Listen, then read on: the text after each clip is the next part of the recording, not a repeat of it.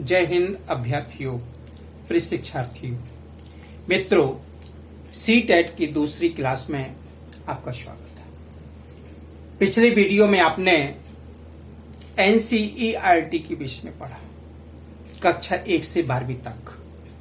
आज आपको विश्वविद्यालय अनुदान आयोग के विषय में पढ़ना है। विश्वविद्यालय अनुदान आयोग उच्च शिक्षा के लिए कार्य करता है। मित्रों, मेरा नाम स्वतंत्र कुमार सोनी है। मैं प्राचार्य पद पर कार्यरत हूँ और एक शिक्षाविद के रूप में आपके सामने उपस्थित हूँ। आइए आज हम विश्वविद्यालय अनुदान आयोग के विषय में अध्ययन करें।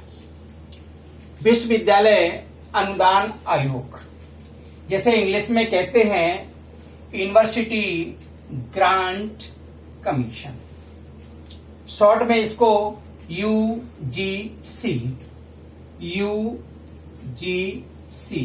यूजीसी का फुल फॉर्म विश्वविद्यालय अनुदान आयोग या यूनिवर्सिटी ग्रांट्स कमीशन। स्वायत्त संगठन है जे। इसकी स्थापना राधा कृष्णन आयोग 1948-49 एवं उस समय के शिक्षा मंत्री मौलाना आजाद की अनुशंसा पर स्थापना 28 दिसंबर 1953 को हुई। उस समय पर वो पूर्ण रूप से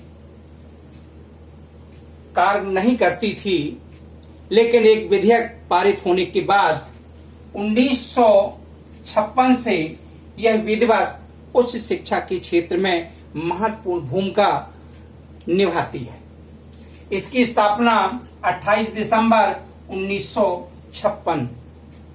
इसके अध्यक्ष डीपी सिंह जी हैं, जो दिसंबर 2017 से अभी वर्तमान में कार्यरत है। इस राधा कृष्णन आयोग की अनुशंसा पर स्थापित विश्वविद्यालय अनुदान आयोग के जो क्षेत्रीय कार्यालय हैं वो आपका पुणे में है, भोपाल में है, कोलकाता में है, हैदराबाद में है, गुवाहाटी में है एवं बंगलुरु में भी है। इसका मुख्य जो उद्देश्य है विश्वविद्यालय अनुदान आयोग का ज्ञान विज्ञान विमुक्ति है, अर्थात ज्ञान विज्ञान के द्वारा ही व्यक्ति की मुक्ति होती है, अर्थात बिना ज्ञान के कोई भी व्यक्ति मुक्त हो ही नहीं सकता है। अर्थात हमको ज्ञान विज्ञान का अध्ययन अध्यापन करना अति आवश्यक होता है। कक्षा 1 से 12वीं तक एनसीईआरटी अपनी भूमिका निभाती है। उच्च शिक्षा के क्षेत्र में विश्वविद्यालय अनुदान आयोग की महत्वपूर्ण भूमिका होती है, जिसके कारण आपका है उच्च शिक्षा की गुणवत्ता बढ़ाने। जो एक बार परीक्षा में आ चुका है, उच्च शिक्षा की गुणवत्ता बढ़ाने। उच्च शिक्षा का मतलब जो है स्नातक, परास्नातक और अनुसंधान के क्षेत्र में महत्वपूर्ण भूमिका निभाना एवं फर्जी विश्वविद्यालय में लगाम लगाने के लिए यूजीसी आपको महाविद्यालय, विश्वविद्यालय खोलने के लिए मान्यता प्रदान करती है। विश्वविद्यालय और महाविद्यालय की देखरेख इनके द्वारा होती है। इनके जो कार्यालय आपका है वो मुख्य नई दिल्ली में स्थापित है। इसके जो महत्वपूर्ण कार्य हैं वो है उच्च शिक्षा में के संबंध में सरकार को परामर्श देना। यूजीसी विश्वविद्यालय अनुदान आयोग के जो अध्यक्ष हैं, जो उपाध्यक्ष हैं, वो सरकार को परामर्श देने का काम करते हैं। दूसरा, शैक्षिक मानकों को बनाए रखता है। तीसरा जो मूल कार्य है शिक्षण, मूल्यांकन और अनुसंधान के लिए मानक तैयार करता है। चौथा आपका जो महत्वपूर्ण कार्य है शिक्षा के स्तर को बनाए रखने में असफल संस्थाओं की निगरानी भी करता है।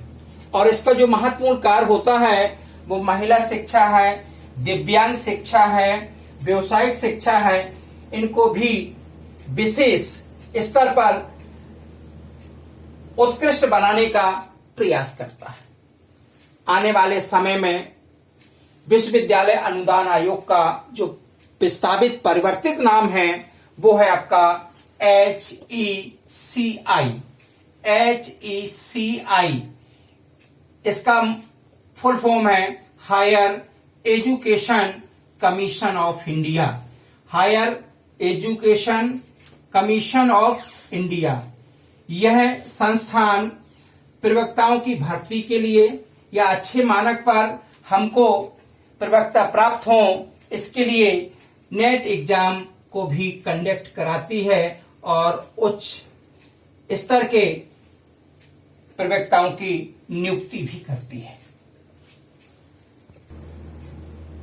मित्रों, नेक्स्ट संस्था है केंद्रीय शिक्षा सलाहकार मंडल, संक्षिप्त में CABE, central advice board of education.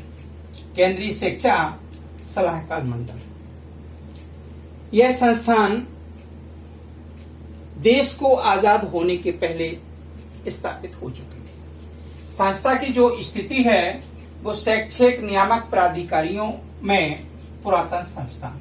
यह शिक्षा के क्षेत्र में महत्वपूर्ण और पुरानी संस्थान है। आपने शिक्षा के क्षेत्र में सुना होगा कि हमारी जो शिक्षा नीति है वो 1968 में निर्मित हुई थी। 1986 में इसको लागू किया गया था। 1986 के बाद में नवीन शिक्षा नीति 10-2-3 की पद्धति आई, संशोधन शिक्षा नीति आई और 2020 में एक नई शिक्षा नीति की आहट सुनाई देती है। लेकिन यह संस्थान बहुत ही पुराना है और इस संस्थान के द्वारा से सभी कार्य संपन्न होते थे। इसकी स्थापना 1921 में हुई थी, जब हमारे देश में अंग्रेजों का अधिकार चलता था। हम लोग दास्तान या गुलाम थे। अस्तित्व में तब आया 1933 में हर्टोग समिति के द्वारा। यह मानव संसाधन विकास मंत्रालय के कार्यों को संपन्न कराने में महत्वपूर्ण भूमिका निभाता है। अध्यक्ष जो वर्तमान में मानव संसाधन विकास मंत्रालय का विकास मंत्री होगा वो इसका अध्यक्ष होगा। इसका जो संगठन है वो भारत सरकार द्वारा जो मनोनीत सदस्य होते हैं, जिसमें महिलाएं 4 होती हैं, पुरुष आपके 11 होते हैं, सांसद सदस्य आपके 5 होते हैं, 3 लोकसभा के होते हैं, 2 राज्यसभा के होते हैं एवं अन्य सदस्य भी होते हैं। इसकी जो समितियां हैं वो 5 आपकी समितियां होती हैं। पहली है प्राथमिक एवं बेसिक शिक्षा समिति, दूसरी है माध्यमिक शिक्षा समिति, तीसरी है उच्च शिक्षा समिति, चौथी है समाज शिक्षा समिति और 5वीं है आपकी समान कार्य से संबंधित समिति। यह संस्थान किन रूपों में कार्य करती है आइए देखें। अपन शैक्षिक कार्यों को शिक्षा से संदर्भित नवीन योजनाओं को लागू करती है। जो नवीन योजनाएं हैं, जो नवीन कार्यक्रम है, इसका नियोजन करती है। दूसरा जो है विविध जो प्रकरण है या विवादित जो समस्याएं हैं उन पर केंद्र और राज्य सरकारों को सलाह देती है। और जो महत्वपूर्ण परीक्षा की दृष्टि से महत्वपूर्ण चीज है वो है शिक्षा बजट पर अपने विचार मत सुझाव जे राज्य सरकार को तथा केंद्र सरकार को देती है। आज आपने 2 संस्थाओं के विषय में पढ़ा, विश्वविद्यालय अनुदान आयोग और केंद्रीय शिक्षा सलाहकार मंडल के विषय में पढ़ा। कल आप NCTE के विषय में पढ़ेंगे, कल आप डाइट के विषय में पढ़ेंगे। अक्सर एग्जाम में डाइट से संबंधित क्वेश्चन पूछे गए हैं, NCTE के संबंध में क्वेश्चन पूछे गए हैं। मैं चाहता हूं कि विद्यार्थी जो महत्वपूर्ण संस्थान हैं एजुकेशन टेक्नोलॉजी के, उनको एक बार पढ़ लें, एक बार समझ लें, तो यहां से पूरे के पूरे प्रश्न उनके सॉल्यूशन हो सकते हैं। मित्रों, आज के लिए बस इतना ही। धन्यवाद। जय हिंद।